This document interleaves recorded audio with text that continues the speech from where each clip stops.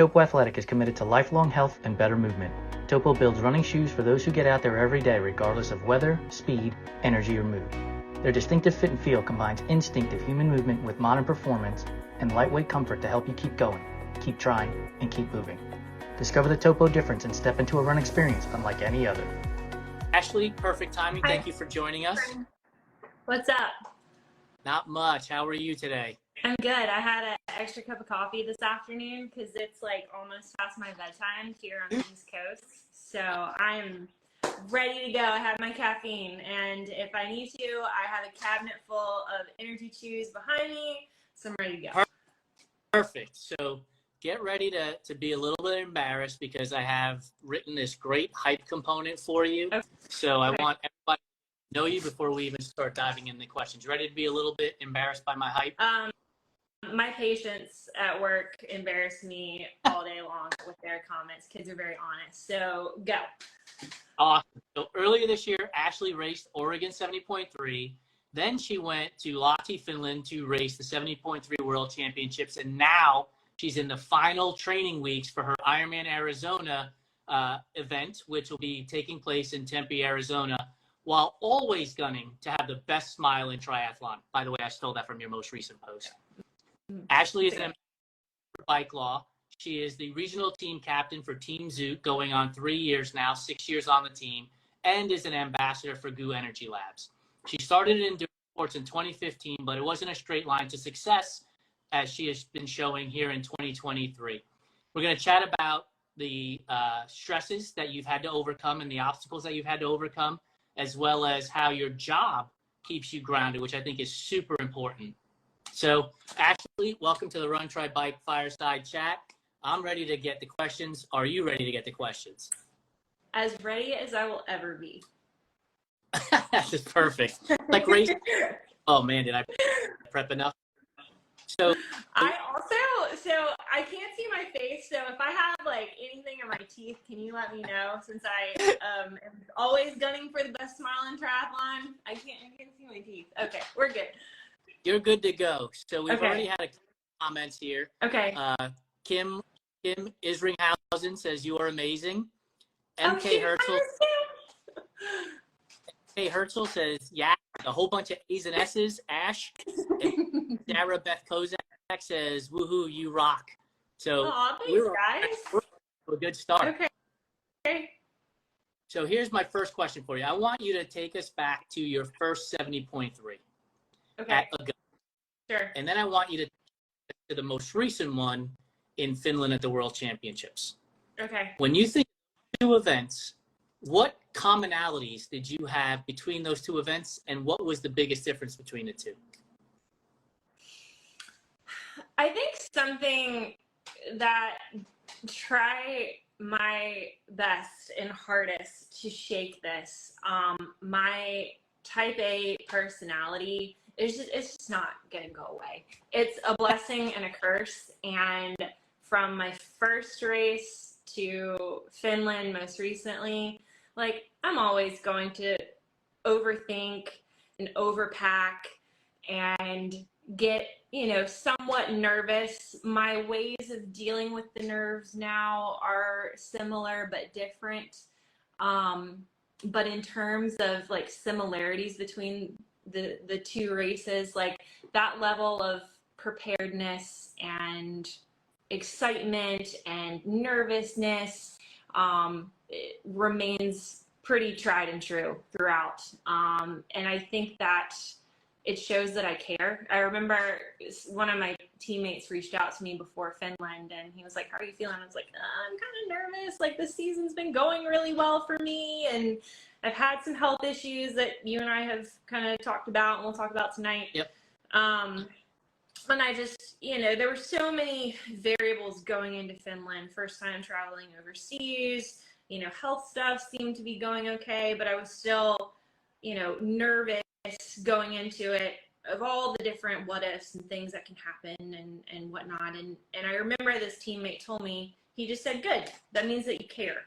And so, from race 1 to race most recent, that level of nervous excitement remains the same. And I think that shows just how much I care. And, you know, I overtry, but, you know, usually it works out for me.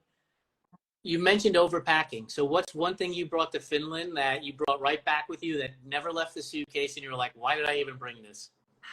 Half my clothes. Like, I bring all of these things that, oh, well, maybe if we do something unrelated to training and racing, I may need like this cute outfit if we go out to be like a normal human being and wear normal clothes. And then when the opportunity to go out and be a normal human being rolls around, I'm like, I just want to wear my hokas and my shorts and my t-shirt, and that seems to be okay. So extra clothing. I did bring a bike pump this time, which was really great to have. Everybody wants to be your best friend when you show up to transition in the morning and you have a bike pump. Oh yeah. And you kind of just have to, you know, be like, no, like I'm done. You know, I got to put the bike pump away. Sorry, guys. Kind of like a Disney character at Disney World giving autographs. Like eventually Mickey has to walk away and the little kids are like, oh, no. Let's see. Other thing, I feel like I overpack nutrition. Like I pack a massive Ziploc bag of all of the chews, the stroop waffles, the drink mix. And it's like I'm preparing to do like 5 ultra marathons in a row. And I always know that I eat this, like now I've really dialed in my nutrition and I've really figured out for the most part what makes my belly happy and what definitely does not. And I put all the things together before the race and I'm like, you know, you're not going to eat but a quarter of this. Like, you know, you don't need those 5 stroop waffles, you know, on the bike. But, you know, I always pack extra snacks. So, you know, that's one thing that, you know, half of the stuff came back with me. But I really tried to get better about overpacking. It just never happens. Is Kyle, is his Instagram handle boy with the Batman tattoo? It is boy with the Batman tattoo. He wrote, you overpack a lot, boo. And have used bigger font. I think he would have used bigger font. So when we went to go to the airport, if you looked at the size comparison between his suitcase and my suitcase looked like it could eat his for breakfast and then still have room for like a mid-morning snack. But you know, I told him, I said, I have a race, like I have extra stuff to pack, you don't. But yeah, I'm sure, I can't see the comments, but I'm sure he commented that my suitcase was bulging at the seams and over the weight limit. You and I are the same. Like, I totally am an overpacker, but I'm a fan of the Real Housewives, and I'm watching the New York season right now. And like, they went to Cancun, and one of the ladies must have had like 20 pairs of shoes. And I thought to myself, well, at least I'm not that much of an overpacker. Like, what 20 pairs of shoes for? I was like, I feel much better about myself. So no matter how big your bag is, probably not as big as one of the Real Housewives of New York going on a trip to Cancun. Leave it at that. Yeah. I also, so I take my, any race, I take my transition bag as my carry-on, and I pack all of my gear that I would need for race day, minus my helmet, in that transition bag, so that if my luggage were to get lost, at least I have stuff to race. Like, I may not have anything else, but I've got my shit to go race.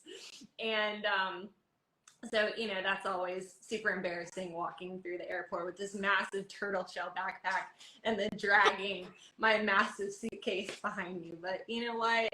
Got big energy, big personality, and a lot of luggage. So it's all good. I love it. So you have clearly brought the crowd today. So Sarah Beth Kozak says, your teeth look great, Dentist Ashley. So congratulations. Thank you. Kyle mentioned again the family-sized toiletry bag for all of your snacks. Yep. And said one can never have too many snacks. Avoid hunger at all costs. So makes me wonder, are you a person who gets hangry? Kyle can probably comment on that. Yes, I absolutely get hangry. And I wouldn't necessarily call it hangry. I would call it like hanger sadness. Like I just get real mopey and down and like everything, like Eeyore, like just a very hungry Eeyore. And then you throw me, you know, a bag of chips, some pretzels, anything pumpkin spice, because I am a basic bitch when it comes to fall. And then I'm back to being more like Tigger as opposed to Eeyore. You can tell I work in pediatrics. I'm referencing Winnie the Pooh. That's all. But yeah. Do you go? So you go pumpkin spice when you go to Starbucks? You don't go apple macchiato? Have you tried the apple macchiato? I have not. And I actually, and I may cause a little bit of debate here, but among all of the wonderful things that Kyle, my fiance, has brought into my life, he has introduced me to Wawa's pumpkin spice coffee. Not like the give you diabetes sweet syrupy drinks, but just their regular flavored pumpkin spice coffee. And I would like to argue, and we may lose some viewers at this, that the Wawa pumpkin spice coffee with a little bit of French vanilla creamer and a couple packets of stevia is better than the $9 beverage at Starbucks. Every now and then I do like the frou-frou coffee at Starbucks, but that Wawa, like I can get a 24-ounce cup of coffee, which when you work in pediatrics, you absolutely need, for like $2.09. And I can fill up my car with gas and maybe pick up a snack or two. And it's great. I can do all of that for less than what it cost me to get coffee at Starbucks. So I am all about the Wawa pumpkin spice. So we'll shut it all down, because if we lost 50% of the audience because you were like Wawa, alligator mouth, then Starbucks pumpkin spice, I'll lose the rest of them by saying I'm not having pumpkin spice at all. So now it's just a conversation. We have a couple of more comments up here. Flood doctor, I guess, maybe? Yeah, I guess I should that's my strength coach. Okay. Because they said should say something and not troll so much. And then MK Herzl, that I don't know, what is that? 100,000%? Wawa is life. So we're on the same page about that. So you've mentioned your job at working with kids, and I know we talked about this when we did the interview for the story, and I just think it's a really important aspect of your story because of what you see happen on a regular basis. So can you explain what you do Sure. so that the audience understands, and then how does that impact your endurance sports life? Sure. So I joke with people that I work on teeth that are going to fall out anyway. So I am a pediatric dentist, meaning I have gone to dental school, I have gotten all of my doctor of dental surgery degree, and then I lost my mind somewhere in that 4 years and decided to do a 2-year residency to specialize in working with little kiddos, but also patients with medical complexities and special needs. So that does include little people, but it can also include those little people with a lot in their medical history that grow up to then be young adults, arguably people into their 20s and 30s. So I've been in practice now for 4 years. I did my residency at MUSC in Charleston, South Carolina, and that's where I got into triathlon, ironically, in the middle of a residency program. Oh, we have a visitor. Pause. Yes. This is I'm a cat mom. So this is Freestyle, and then my other cat, Watts, is rolling around here. Oh, she doesn't really care. But anyway, residency was in Charleston, and then went to dental school at VCU, Virginia Commonwealth University in Richmond, and landed back in the Hampton Roads area of Virginia to practice, and that's where I've been for 4 years now. So I see patients in a normal dental clinic, like you would go to every 6 months or more if you've got more stuff going on in here. But then I also have privileges at 4 different hospital facilities. 2 of those facilities being a children's hospital here in the Norfolk area, and then 2 being a hospital for big and little people. So I am all over the place. I'm typically in the OR at least every other week, if not a couple of times a week.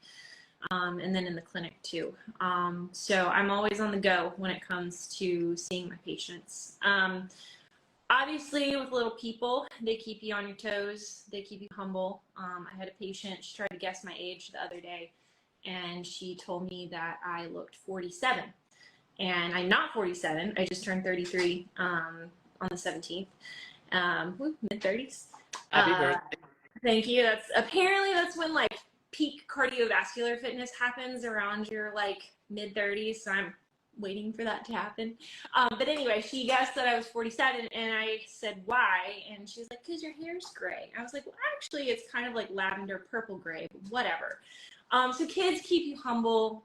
They keep you on your toes. But more importantly, I see a lot of happy situations and healthy kids. And I see a lot of children who have experienced more in their single-digit years on this planet than I have in my 33.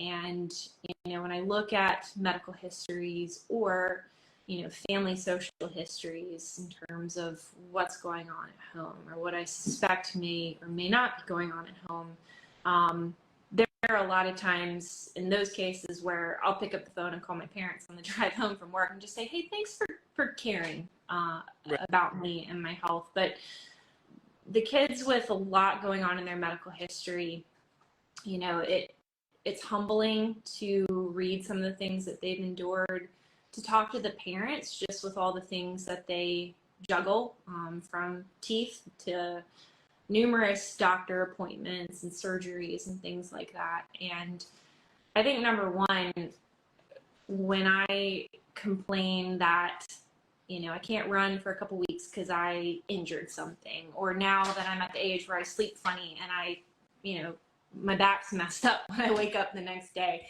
I complain and I'm like, oh man, I can't run, or oh man, my swim isn't fast because my shoulder's achy. I think about these kids and I'm just like, I'm not, my bad days really aren't that bad.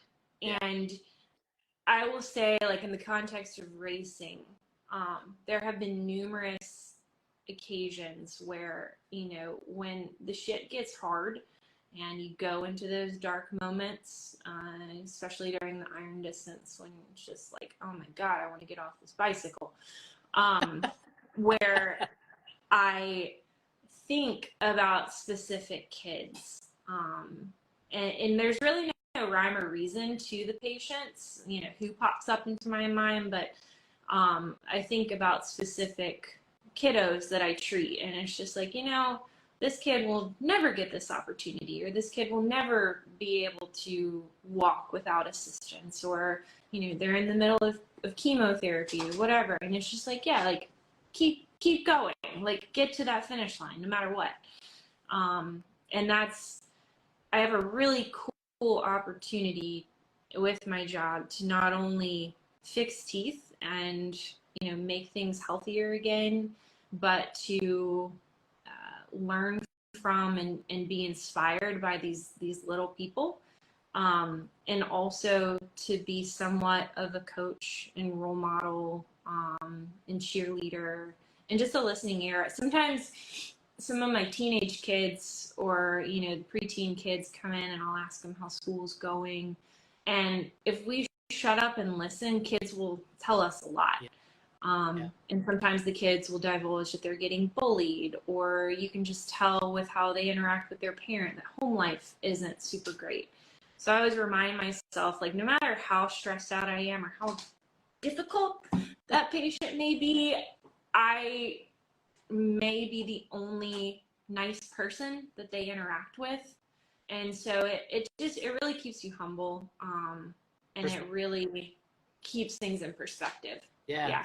It's a crazy thing, right? Like when you have that moment and you're on the bike, you, in this case, have an opportunity to think about one of your patients as a kid and the things that they're going through. All of a sudden, things that you're dealing with in that moment, right? Headwind, rain, crosswind, whatever it might be, all of a sudden isn't so bad. Yeah. And you're able to get through that a lot easier. I mean, I've said this so many times, like, now that I own a company, I guess I could say this. If I was to hire somebody to be, in my business, I would look at an endurance athlete first because of the things that they would have gone through, so that when you're in our case, business for you dealing with children, all of a sudden it's not that bad, right? You get an email, and then for us, you get an email and it's like, hey, my ad didn't do A, B, and C. And it's like, okay, how do we make this adjustment? How do we fix it? And we go from there. Like, perspective is such a crazy thing. And I want to jump into UC conversation, because I'm sure that's given you perspective as well. Yeah. But I'm going to lighten it a little bit and let you know that your strength coach told you that it's a male. Yeah, Flood. He said he's going to have to talk to you about your basic bitch needs and your pumpkin spice choices. So here's the thing. So I have worked with Flood now since I moved back to Norfolk, and I will say without a doubt that adding strength training and functional fitness work to my training has made the biggest difference in my resilience when it comes to recovery from injury, strength, performance, and also, he's a tough cookie, so my mental toughness too, but also just overall, mindset when it comes to pushing through the hard things. And so we have come a very long way in this amount of time that I've been with him. And so recently, and I've worked very hard on like honing in my diet and whatnot especially over the last year with the UC diagnosis. But the other day, Flood challenged me to go get a body composition analysis at just a local nutrition place. And it wasn't a DEXA scan or anything like that, just very like entry level composition. And we had a challenge as to whose body fat percentage was lower. And mine was lower by like a 0.5%. So we've been like joking about that over my last few. I meet with him twice a week. So I think I'm entitled to a little bit of pumpkin spice. Granted, I beat him in the body fat challenge, but I also want to stay on top, so maybe I need to like balance the pumpkin spice. But anyway, as an aside. How long did it take you to incorporate strength training into your training cycle? Because endurance athletes are notorious for avoiding the gym at all costs, which, again, I'll be 50 in a couple of months. I've been doing this for 17 years. Going to the gym has been a part of it from the very beginning. And I think it's a big part as to why I've avoided injury over the course of 17 years. So was it something that you were, let's go do it because it was part of who you were from the beginning, or did you have to kind of be coaxed into the idea of getting into the gym a couple times a week? My triathlon coach, Greg Gersicki, who is in Savannah, Georgia area, has been with me since day one when I started, when I was in South Carolina. And at the time when I started with him, I was in my residency, so, limited time to train. So a lot of my early training was just swim, bike, run, and do strength training on my own. And strength training on my own to me at the time was go do the loop of machines at the gym, do a couple reps, and stretch out a little bit. And when I moved back to Norfolk, Greg suggested that I start incorporating some heavy lifting, and focused coached strength training into my routine. And that's when I was put in contact with Flood through a mutual friend here. And I've always been, and Greg will agree to this, over eager when it comes to training, for better, for worse, and for doing whatever it takes to improve in terms of pushing my body and wanting to be a student of the sport, and trying to balance that over eagerness with also giving myself the grace to take a rest day, and things that I think you and I talked about when we first met a few months ago. So I didn't require much coaxing. I was kind of like the athlete equivalent of a golden retriever. Like, okay, let me go strength train. Let me go do this to get better. Okay, let's go. So, and it's been wonderful. Flood is such a good friend now and just keeps it real and has just made such an impact on kind of an already building machine that Greg had started. So I didn't take much coaxing at all. I love it. Yeah. And for those of you who are listening who are just getting started in these sports, or even if you're a veteran, get to the gym. It is absolutely necessary. You become a better athlete in general, and it will help you avoid injury. I want to get into UC a little bit. And for those of you who don't know, UC stands for ulcerative colitis, if I pronounced it correctly. Yep. So, when were you diagnosed with this issue, and how do you cope with it during your training and or racing? Sure. So I was diagnosed officially in February of 2022 or early part of 2022. Had issues and symptoms and just a lot of stuff going wrong systemically that previous Christmas time. And I think we're being joined by cat number 2 who wants to eat the camera because she's fat and she eats everything. But this is Watts. Hello. I know. She's the most dog-like cat on the planet. She sleeps with me. She knows her name. She comes when she's called, and she just wants to just be here. So she's just going to sit right here right now. So I kind of figured something was going wrong around Christmas of 2021, but officially diagnosed in January, February of 2022. UC is in the Crohn's family, for those who may not be familiar. It has some autoimmune components to it, but essentially your immune system is just as eager as I am to train as it is to protect my body. And so you have an overactive immune system that decides that it wants to cause a riot in your intestinal tract.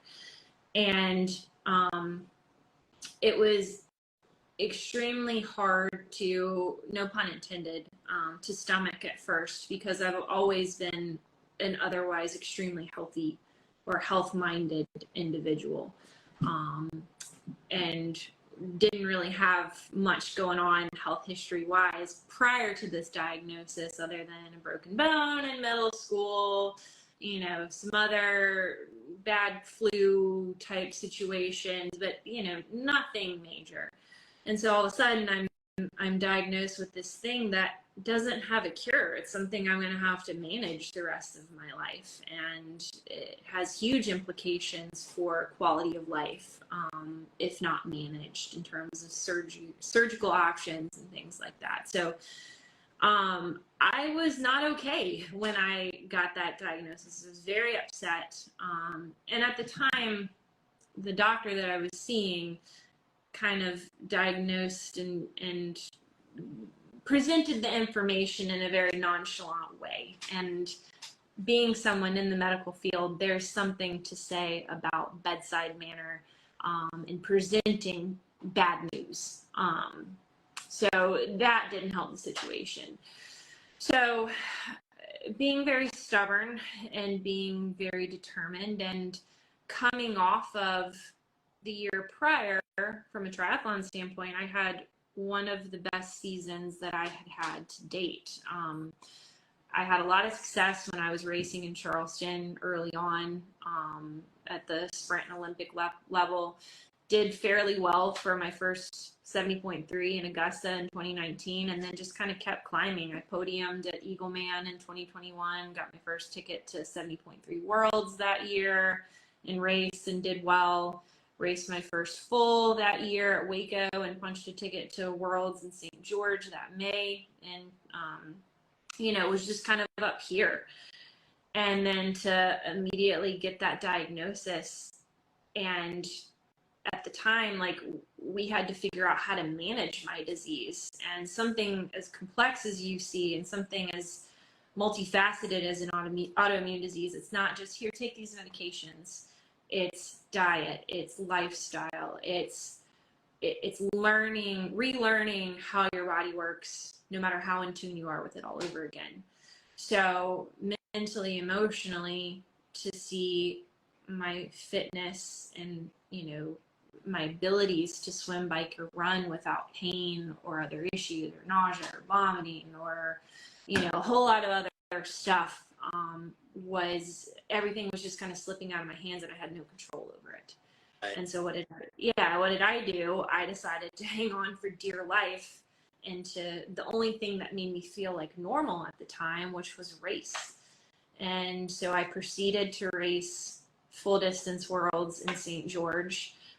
That was the first race where I had to have the thought, like, am I going to make the cutoff? I walked the entire marathon. It took me 16, 30, something close. It took me a long time to finish that race, and it was extremely humbling. And I had moments when my UC was kind of fluttering into control, where I had some good races. I raced Eagleman that year and got a ticket to 70.3 Worlds, and had to struggle through that race as well. And I was very determined and stubborn and stupid, and had signed up for Arizona that year or last year and raced it. I had a good swim and a good bike, and had some issues on the run, but landed in the medical tent for an hour after the race. There's a great picture that one of my teammates who was taking care of me at the time took of me laying on a cot with like my mouth half open with a space blanket over top of me. And, in hindsight, I probably should have taken the better part of last season off. And that's something that I look back on now and say, but having gone through all of the struggles with learning how to manage my disease and learning how to still be a triathlete too, I wouldn't necessarily trade those blow up moments for anything. It would have been nice to have better races, but last year humbled me in a lot of ways. And it made me slow down. That's a loose term. Obviously with respect to fitness, but more specifically, learn to get a better handle on my expectations for myself, and to realize that I am still very young in the grand scheme of this sport, and I have a lot of years to be successful, and I have a lot of years to find fitness again. And then, not every race has to outshine the last one, that you're going to have shit races, even if you are super fit and super healthy, and you're going to have, races that are great, and maybe they don't deserve to be great because you didn't put the training in it. It all ebbs and it flows. But through medication, through a delicate balancing act of diet, I officially it was determined last Friday. I had a checkup with my doctor that I am officially in remission from my UC, which is good. So that means everything's quiet right now, and I think that's been reflective in my performances thus far. But it's been a delicate balance and a slippery slope at times, but it's taken a village too. But we're officially healthy again, which is good. That's awesome. And I hope I'm pronouncing this correctly. Jono Arlick commented here, and he said, UC warriors in triathlon, but then his most recent comment said, UC can take so much away that you want to keep the norm as much as possible, even when we know we shouldn't, with the LOL. And I think that just kind of wraps up everything that you were talking about, in that, maybe you should have taken last year off, but you're trying to keep everything as normal as you possibly can at the same time. And so it goes back to the balance of life, goes back to the idea of, which is something you talked about, right? That you're going to have shit races. Look, been doing this stuff for 17 years. Shit races happen all the time. And there's our value as people is not in those results on Ironman.com or Ultra Sign Up at all. And you have to understand that that's part of the process too. I know you mentioned the space blanket at Ironman Arizona last year. In 2012. And as you're doing the race, right? So I started the run, it was daylight out and it gets dark early. And so, but your adrenaline and you're sweaty and everything. And when I crossed the finish line, they were like handing you a space blanket. And I was like, I don't need that. And I took like 3 or 4 steps past the finish line when everything leaves, right? The adrenaline goes. And I was like, oh my goodness, it is freezing here.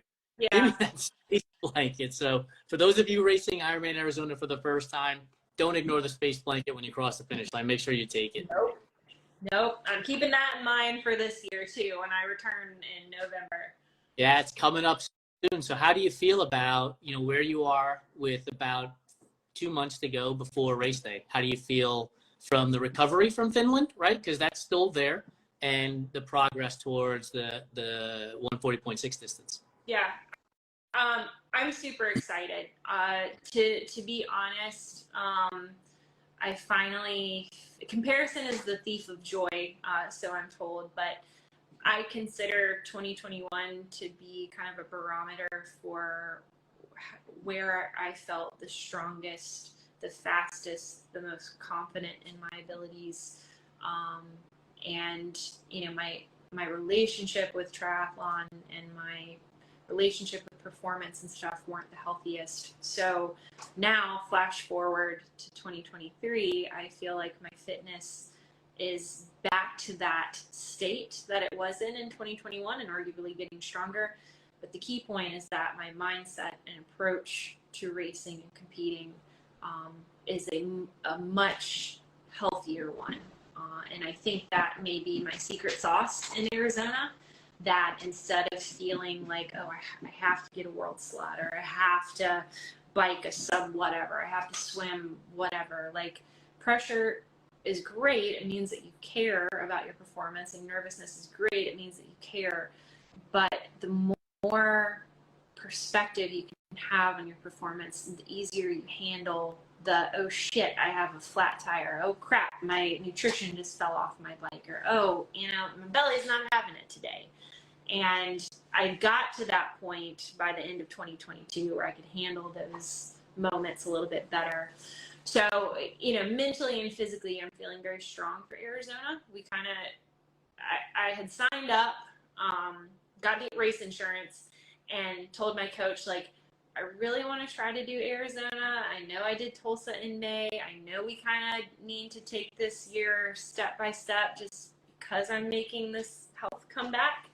But each race is built upon the last, and I told him, I was like, let's just see like how I do in Finland, and then we'll go from there. And I couldn't have asked for a better day in Lahti, and it really was just such a green light that things are starting to feel better and obviously show in my racing. So when I finished Finland, I texted him, I was like, hey, everything went well, I blah blah blah, swim, bike, ride, like more specific coaching details. I was like, and I really want to do Arizona now. And I'm sure he was sitting home in Savannah just like, oh, but yeah, so knowing what I'm getting into with that course, I think is going to be super beneficial, obviously, but just going back and attacking it with a much healthier physical body and mental state, I think are going to be it's just going to be a whole different experience than it was last year. Do you enjoy the swim there? I remember jumping into that water and just being frozen. Mm-hmm. I was just so cold, and it was nothing that I expected, because again, I'm thinking desert, hot all the time. And when I got in that water, really the day before for the practice swim, and then that morning, I was like, oh my goodness, this is so cold. Yeah. The swim is my favorite of the 3 legs. It is arguably what I am the strongest in. Okay. I have no swim background. I am just very determined. And I was also in a bad cycling accident in 2018 in Charleston, and the only thing I could do while I was recovering was swim. And I was like, all right, well, this is the only thing I'm going to do. Like, I might as well learn to become proficient, or relatively proficient. And I'm also tall and lanky, so that helps.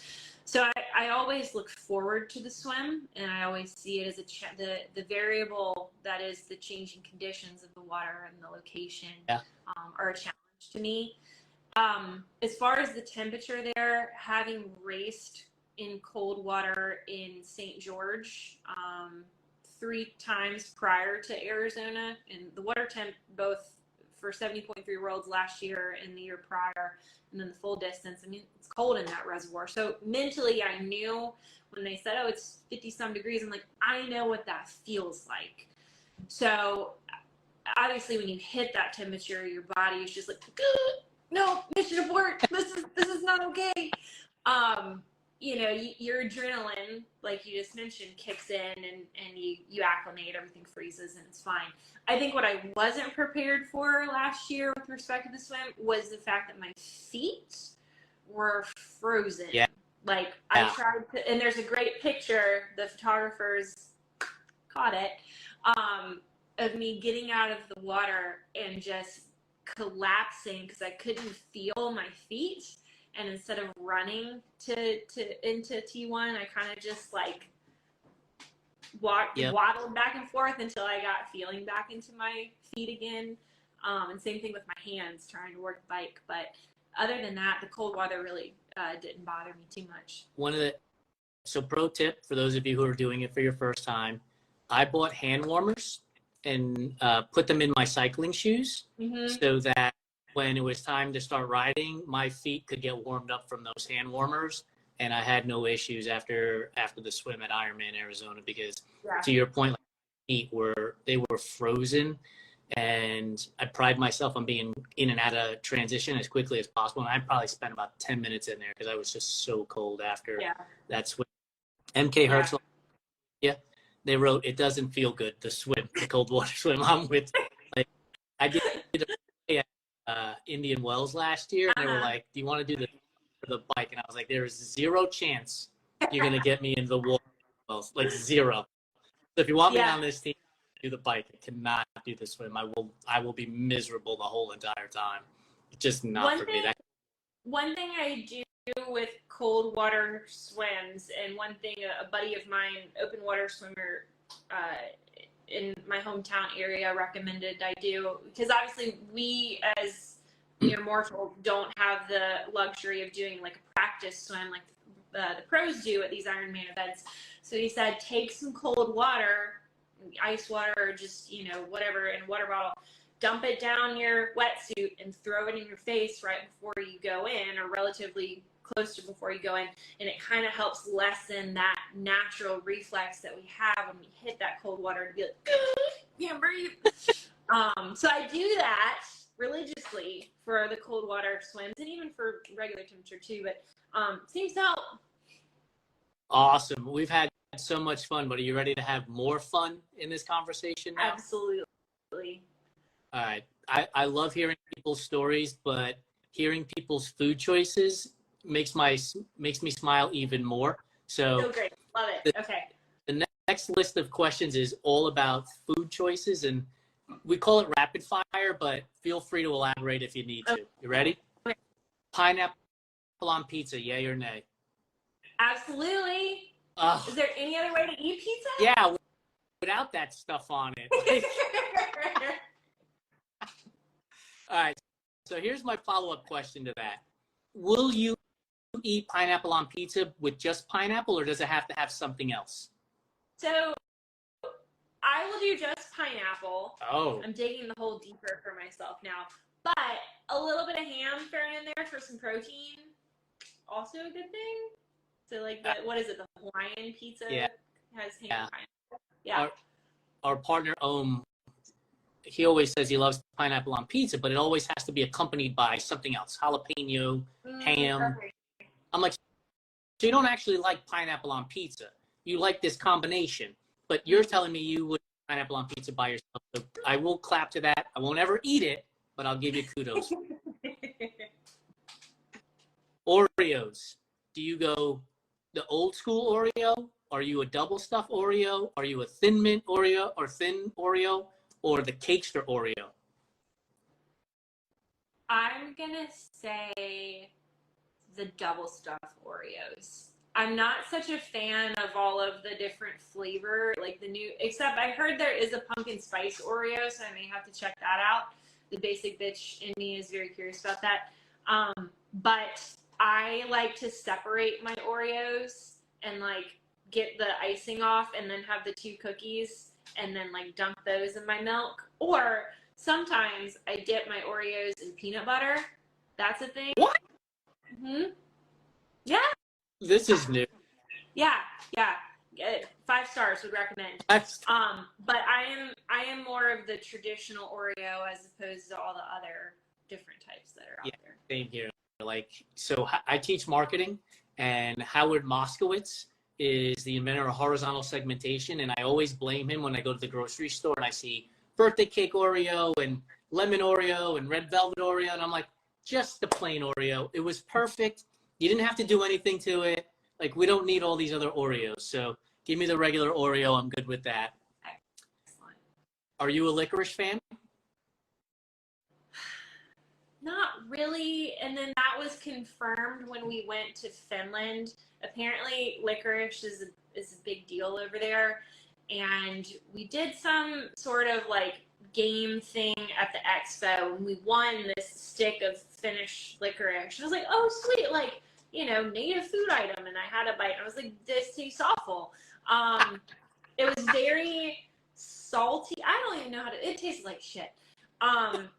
So no, I am not a Sorry to the Finnish out there. Sorry guys.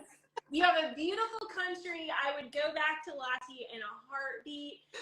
You have wonderful coffee shops and very kind people and good pastries, but your licorice is nasty. Kyle's got your back. He called that stuff so gross. Oh yeah. MK Herzl said she was with you on Wawa and pumpkin spice, but you lost her with pineapple on pizza. And then wrote, oh, for the love of Pete, during the conversation about Oreos in peanut butter. I think that's what she was not agreeing with you on. So, ready for the next one? I'm surprised Kyle's still watching. I'm proud of you. Thanks, Boo. Peeps. Are Peeps a real candy, or are they just marshmallow covered in dust? They're job security for me. Yes. Like, mothers, feed your children those Peeps all day long. No, I'm not a Peeps fan. So Kyle's dad, and Kyle, correct me if I'm wrong if you're still watching, he's a big Peeps fan, but he leaves them out for them to get like almost borderline stale, or firm. And the man's got a sweet tooth, but he loves his Peeps. I don't care if they're seasonal, if they're snowmen or pumpkins or whatever holiday it is. I am not a Peeps fan. Kyle agreed with you. He wrote, yeah. So we have been told 2 things. 1, eat the Peeps stale, which we've had them mailed to us from Boston. And I live all the way across the country. And you know how quickly the USPS works. It got here and it was fucking terrible. Like, why stop? I don't get it. And then the other one was, we were told that you put it in the microwave for I don't know however long. Yeah. And then when you watch them in the microwave and they balloon up into like these big old birds. And we had another guest tell us that you put toothpicks in their beaks, and when you put them in the microwave, they look like they're jousting as they blow up. I don't know that we're going to win any like awards for journalistic integrity on this show, but we're able to bring you that kind of stuff. Oh man, we got to try that out this Easter. Candy corn. Is candy corn a real candy, or is it earwax covered in sugar? I'm a huge fan of candy corn. Yeah. Yeah. Like, so you're the person keeping Brock's in business these days? Yeah, and the little pumpkins, that's just like a little ball of glucose. Yeah, I'm all about it. Those are the old grandma candies, right? You go to your grandma's tray. Yeah, my grandma had those in like a crystal dish, and they probably had been out there from the previous Halloween, but man, they were good. Absolutely. In addition to those candy corns, which I threw away, there was butterscotch just a clear plastic wrapper, right? Or the mint, the spiral red and white spiral mint that was always there. Yep. And then the other one was strawberry thing, like it was the strawberry candy with the glue in the middle. Mm-hmm. Nope, absolutely not. Peanut butter or nut butter, depending on your allergy. Creamy or crunchy? Creamy, hands down. Why? Why? I feel like the creamy has more versatility. Like you can, I mean, arguably, I guess you put crunchy in like smoothies and things like that. Also, the peanuts get stuck in my teeth, and like I don't floss like I should sometimes, even though I am a dentist. So I don't like the feeling of things stuck in my teeth, and I just like creamy peanut butter. It's easier to spread on things. I am one of those people that will go to the jar with a spoon, and that's like my favorite thing to do after a long run or ride, because for whatever reason I'm never super duper hungry immediately after like a big ride or run. Swim's a different story, but what I can always do after a big ride or run is go straight to my peanut butter jar with my giant cereal spoon and just eat a couple spoonfuls. So yeah. Love it. Is a hot dog a sandwich or a taco? It is not a food item, in my opinion. I don't know what's in those things. I can't tell you the last time I had a hot dog. I love it. Yeah, if you want to make it sound fancy, you could call it like an American taco, maybe. I don't know. Yeah, I think it's a sandwich because the bread is thicker, whereas in a taco it's real thin. So when you put the hot dog in, one sticks. So I go sandwich. Okay.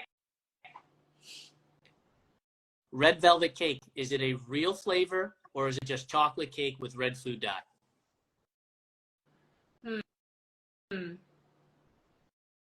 While you're thinking about that, hey Herzl, for the pat on the back, that the is a hot dog a sandwich or a taco question is incredible.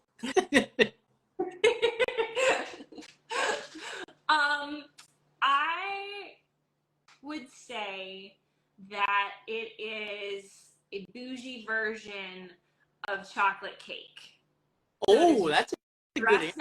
It is dressed up chocolate cake with red dye, and it is a whole visual culinary experience.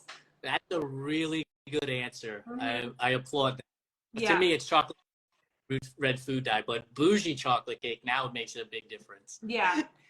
It's chocolate cake really trying its hardest to level up and be something that it really wants to be, which is red velvet cake.